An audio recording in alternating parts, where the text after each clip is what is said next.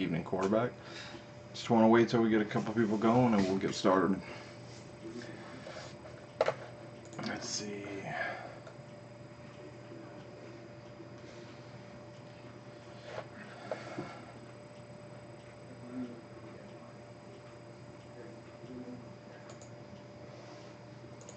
How was everyone's weekend? That was pretty good. Pretty busy, gotta tell you. Let's see here.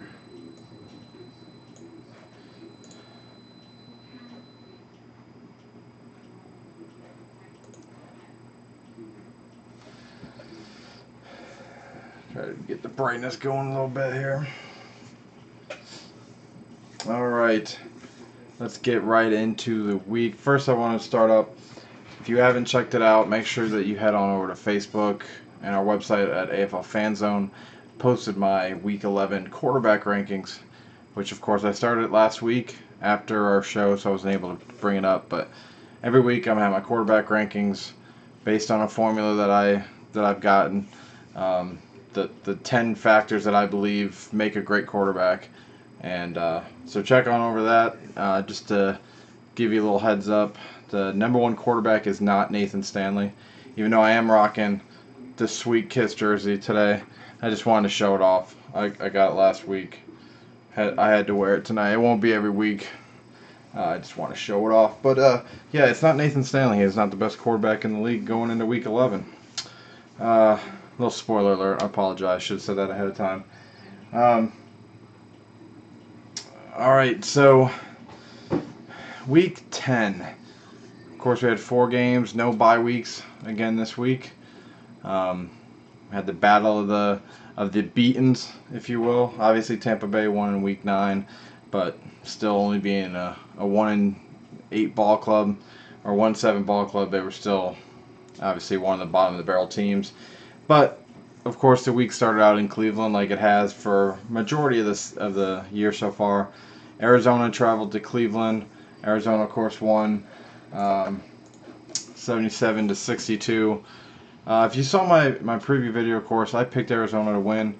I thought that there was no way that Coach Guy was going to be able to stomach, 4 losses in 5 weeks. I didn't think that Cleveland had it. I mean, they had so many close games with Tampa and Portland going into overtime. They squeaked out those 2 wins, obviously, and then beat Philly. I just thought that their little streak there had to end sometime. They were struggling, coming off a loss against Tampa Bay. Something had to happen. Something had to break. Arizona did what needed to be done. Went to Cleveland and basically shut out, not on the scoreboard, but basically shut down Cleveland's offense in the second half. Avril Nelson was right there with Nick Davil in the first half. I mean, the game was right neck and neck at halftime. I don't remember exactly what the score was, but I remember thinking, hey, maybe Cleveland will pull this one out being at home. They were playing well in the first half. But unfortunately for Cleveland, the old Arvell Nelson, that doesn't seem to show up in the second half, he was back this week, and Cleveland just couldn't get anything done in the second half. Davila looked amazing, like normal. Rod Windsor was back to his normal self. Getting Keith Brown back for that defense was much needed for Arizona. So that was good. It was a great game on Friday night. Arizona got the job done. They move up to they stay in first place in the National Conference. Of course, that was for the lead. If Cleveland would have won, they would have jumped ahead by tiebreaker over Arizona. But Arizona keeps the lead, and I don't think they were gonna relinquish it. But Arizona this week, they host Portland, so they get a semi-bye week this week. And then you got Cleveland's heading to who they got? They had Jacksonville, I believe. Orlando. My apologies. Cleveland's heading to Orlando to face the Predators, and it's going to start their road streak. They've been on the road they will be on the road for, I think, the rest of the season, and obviously unless they host a playoff game. But that was that game. Unfortunately, the game 2 of Week 10 no one was able to watch it unless you were at the game. ESPN had some technical difficulties. Unfortunately, we weren't able to watch it, but I did listen to it. As unfortunate as that was for Tampa Bay fans, I mean, it was ugly from the beginning. I mean, first drive, Shane Austin fumbled.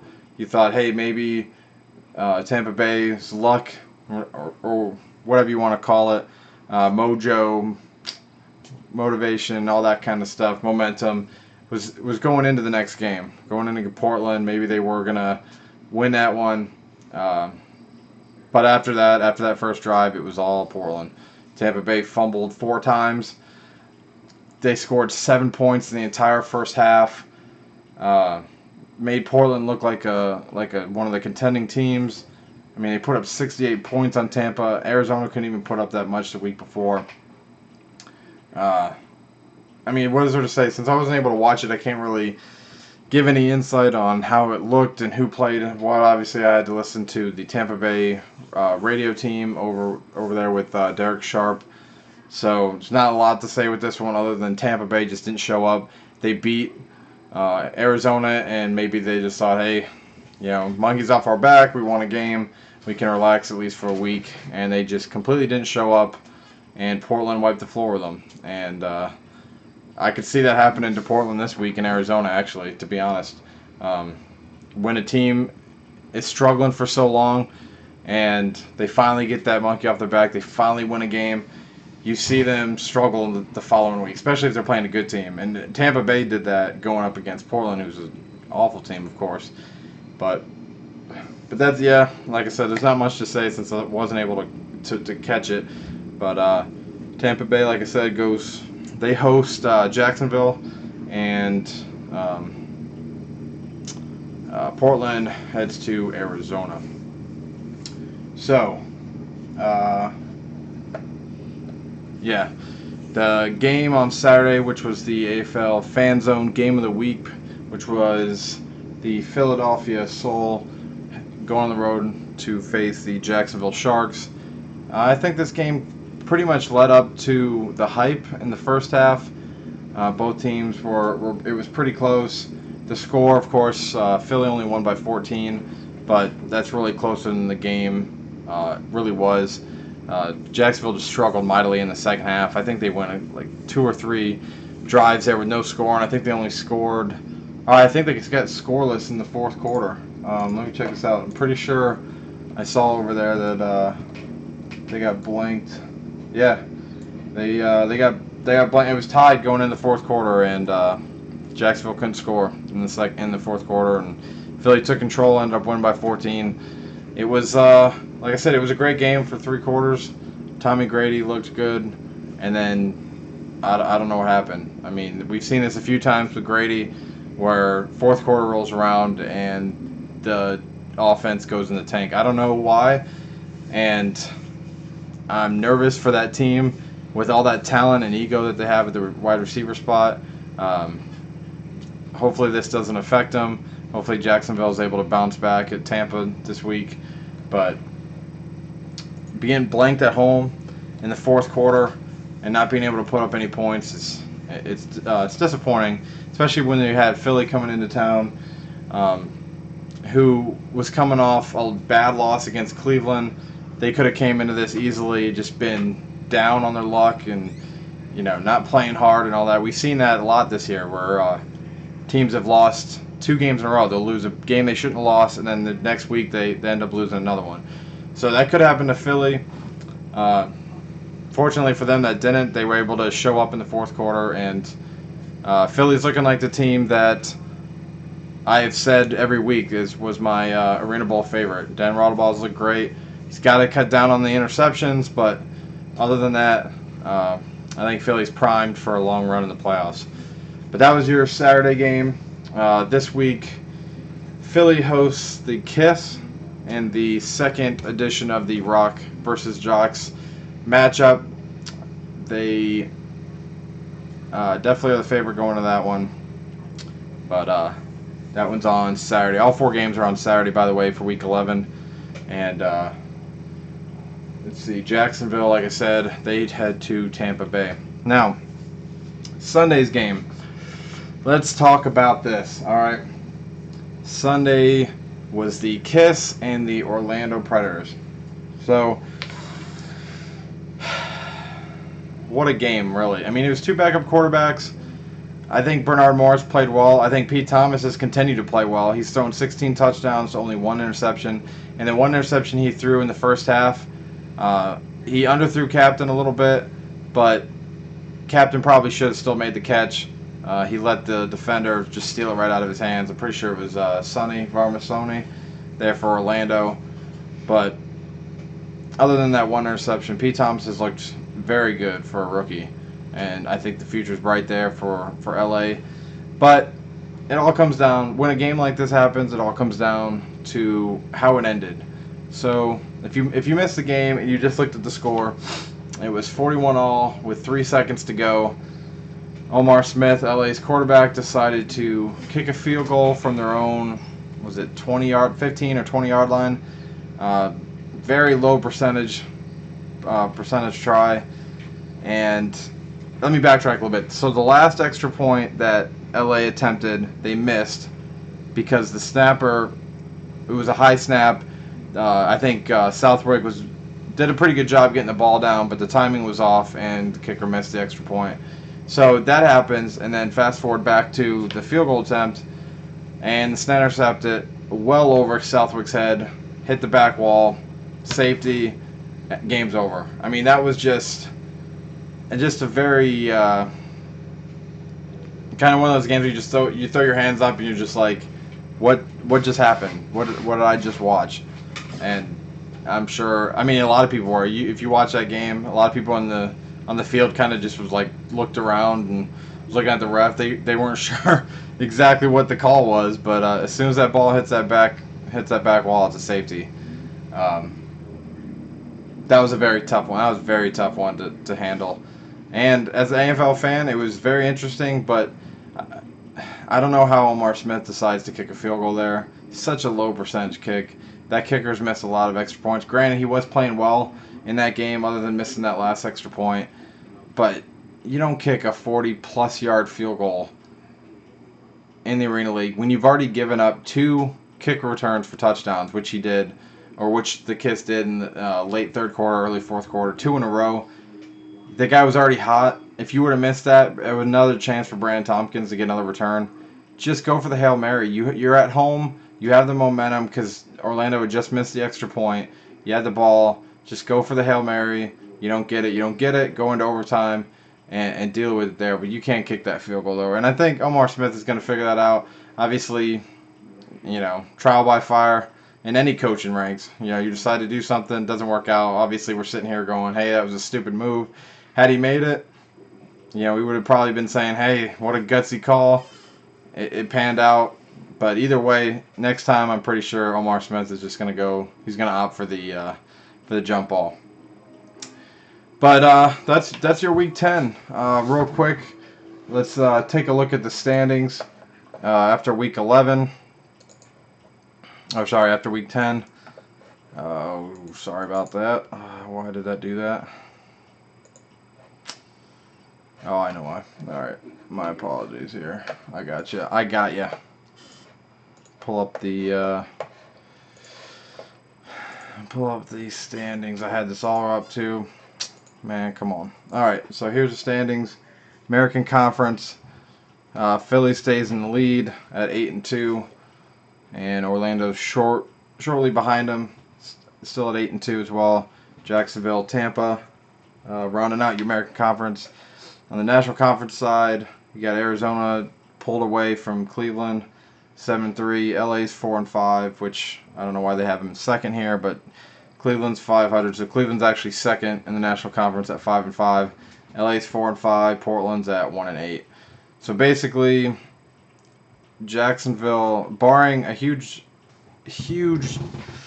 fall off by Philly and Orlando, Jacksonville doesn't have a chance at the conference at this point. So it's basically Philly and Orlando's conference to beat for the 1 or 2 seed. But there's your standings. Let's go into the awards, shall we? So here we are. I just want to make sure everything looks right. All right, so players of the week this week. Obviously, the AFL releases this every Tuesday on the website. Under Armour Offensive Player of the Week goes to Nick Davila, obviously the quarterback of the Rattlers. Connected on 23 of 33, 9 touchdowns, no picks. So Arizona needed Davila to have that kind of game to be able to go to Cleveland. On Cleveland's final home game, he definitely is deserved of the Offensive Player of the Week. The Riddell Defensive Player of the Week goes to Sergio Gilliam of the Portland Steel for their first win. They defeated the Storm 68-35. 6-year AFL veteran had 6 tackles, 2 breakups, 2 picks that helped seal the victory. So they had Tampa Bay had 6 turnovers. So, yeah, that was I already went over that, but that was definitely a epic failure there by Tampa Bay. The J. Lewis Small Playmaker of the Week. I mean, this was obvious. You return 1 kickoff for a touchdown. You're probably going to get one of these awards. He gets 2 of them. So, of course, Brandon Tompkins is the Playmaker of the Week, and it was a big reason why Orlando was able to go over to LA and knock off the Kiss. The Cutter's Catch of the Week again goes to that interception I talked about. Varmasoni, he made a spectacular interception. Basically, he was beaten badly on the play, but because the pass was underthrown, he was able to go up with the captain and steal the ball away, and gets the Cutter's Catch of the Week. The AFL Highlight of the Week goes to Reggie Gray. Big play, Reggie Gray. Obviously, the new addition for Jacksonville. Solid debut, Jacksonville Sharks. 6-year veteran. Took a kick return. Took the kick return. He got a kickoff return for a touchdown. That was your highlight of the week. But, yeah, so there's your players of the week. Starting again, Offensive Player of the Week, Nick Davila. Riddell, Defensive Player of the Week, Sergio Gilliam. J. Lewis Small, Playmaker of the Week, Brandon Tompkins. Cutter's Catch of the Week, Varmasoni. And the AFL Highlight of the Week goes to Reggie Gray. All right. Where are we at here? All right. So there's your Playmakers of the Week. Got that out of the way. Got your standings out of the way. There's only one thing left to close out Week 10 of the AFL, and that, of course, is the power rankings. So, power rankings right here. Number 1, Philadelphia Soul. Of course, they won. They stay number 1. Orlando didn't do much to impress to be able. If they would have went over to LA and destroyed LA, then of course they had a chance to jump Philly, but Philly wins. They're 8-2. They're number 1. Number 2, Orlando. They stay at number 2. Of course, they won. I was very close. I was very, very close to dropping Orlando 1 spot, because even though they were missing Randy Hibbert, they still should have won. They were on a 2-game slide. I get that, but they were going up against a rookie quarterback that Brandon Tompkins played out of his mind. Bernard Morris really didn't play bad. I mean, it was kind of, a slow-scoring game. Neither quarterback really played bad, or neither team really played bad. But either way, Orlando should have definitely gone over there and played much better than that. But either way, they win. They stay number 2. That's that. Number 3, Arizona jumps up a spot. Getting that big win over there in Cleveland, that was big for Arizona. Losing 4 out of 5 would have been pretty rough for Arizona to come back from. Obviously, I still think they would have, but they go to Cleveland, they take care of business. They jump up a spot at 7-3. They are now the 3rd team in our power rankings. Number 4, Jacksonville slides a spot. I almost wanted to drop them a little bit farther. They are, man, and they are the roller coaster team. I mean, they've been as high as number 2, I believe, in these rankings. They've been as low as number 6. I don't know what to say about Jacksonville. They look great one week, and then they go in the 4th quarter and they can't score at home. So right now they're number 4, and they would be lower had one of the 2 teams below them won. But that didn't happen. Jacksonville's 4. Kiss jump up to number 5. you never want to say teams should have won, shoulda, coulda, woulda, that whole thing.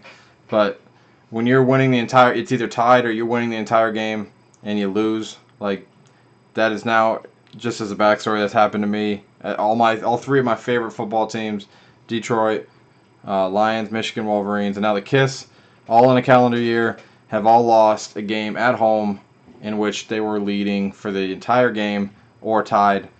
So they were not trailing for the entire 60 minutes and lost. So LA still moves up a spot. They should have won, didn't. So they're at 5, heading out to Philly this weekend. Number 6, Cleveland. They dropped down a spot. And you don't show up in the second half. I mean, yeah, you lost to Arizona. Arizona's one of the best teams, but you can't just completely go in a shell like that in the second half. You're at home, in front of one of the best crowds in the league. It's your season, or basically your last home game, probably, unless they get one of the home playoff games. You lose, you drop a spot. And then 7 and 8. I mean, this is basically 7A, 7B. Real quick, Portland jumps up a spot to 7. I always say that the power rankings are not standings, but they are where the team's at right now. And you always say, okay, if these two teams played, who would win? Well, we got our answer. Portland and Tampa played each other. Portland wins. They jump up to 7. Tampa drops to 8. And I still think Tampa's the better team, but this is supposed to be, power rankings are, how are they going into the next week?